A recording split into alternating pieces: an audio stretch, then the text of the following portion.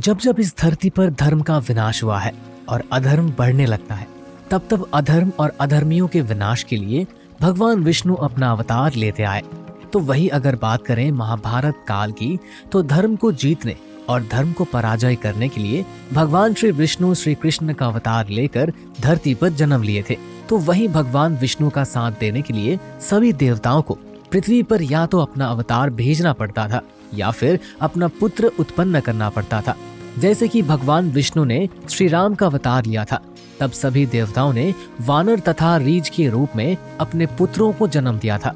ठीक वैसे ही जब द्वापर में अधर्म का विनाश करने के लिए भगवान विष्णु ने श्री कृष्ण के रूप में अवतार लेने वाले थे, तब परमपिता ब्रह्मा जी ने सभी देवताओं को ये आदेश दिया था कि भगवान श्री कृष्ण की सहायता के लिए वो सभी पृथ्वी पर अपना अंशावतार ले या अपने पुत्रों को जन्म दे।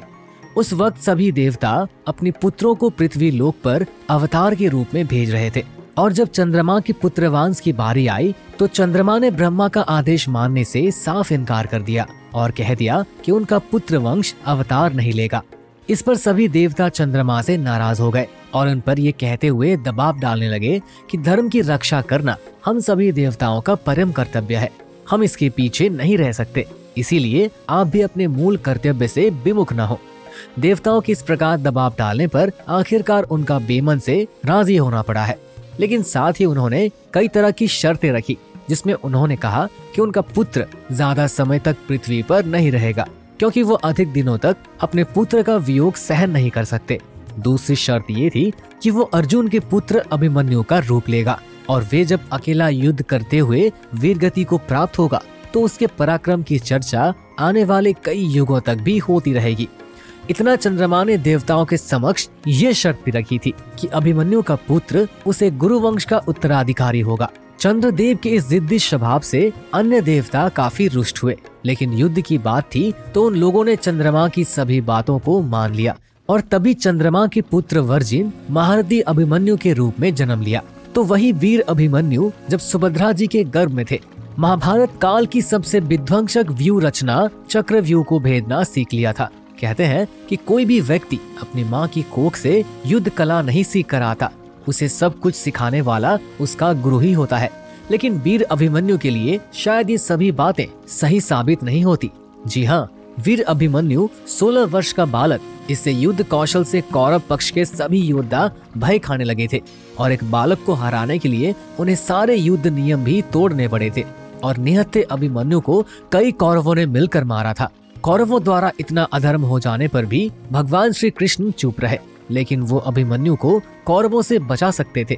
लेकिन अभिमन्यु को न बचाने के पीछे भी एक रहस्य है, जिसे जानकर आप भी हैरान हो जाओगे। जी हाँ, दरअसल अभिमन्यु अर्जुन और श्री कृष्ण की बहन सुभद्रा की संतान थी। जब पांडवों को वनवास और अज्ञातवास भोगना पड़ा था, तब श्री कृष्ण, सुभद्रा और अभिमन्यु को अपने साथ ले गए थे, जिस कारण अभिमन्यु को युद्ध कला का ज्ञान श्री कृष्ण ने ही दिया था। अभिमन्यु ने अर्जुन से चक्रव्यूह भेदने की कला तब सीखी थी जब वो अपनी माँ के गर्भ में थे। ऐसा कहा जाता है कि चक्रव्यूह भेदने की कला केवल अर्जुन को ही आती थी और जब वो अपनी पत्नी सुभद्रा से ये कला साझा कर रहे थे तो उस समय अभिमन्यु गर्भ में थे और इस प्रकार उन्हें चक्रव्यूह भेदने की विद्या का ज्ञान हुआ था।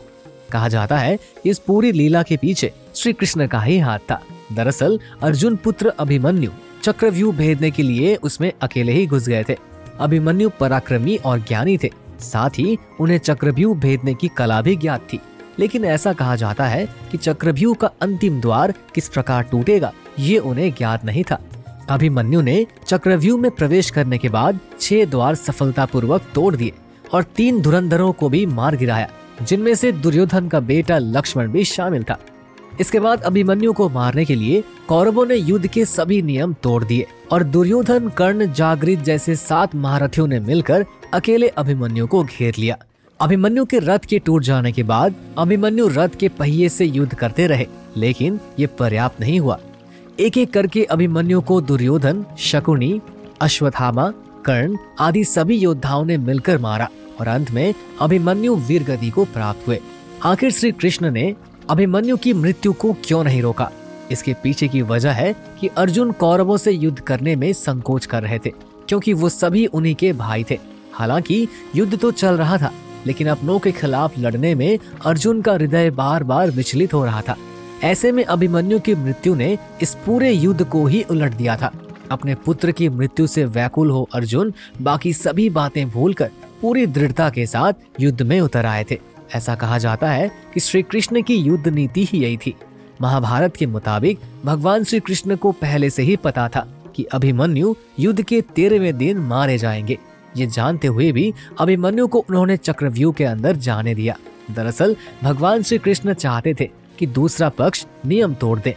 उस दिन के बाद पांडवों ने भी युद्ध भूमि में कई प्रकार के छल किए, जैसे कि भीष्म के आगे शिखंडी को युद्ध करने के लिए भेजना और गुरु द्रोणाचार्य को अश्वत्थामा की झूठी मृत्यु की खबर देना।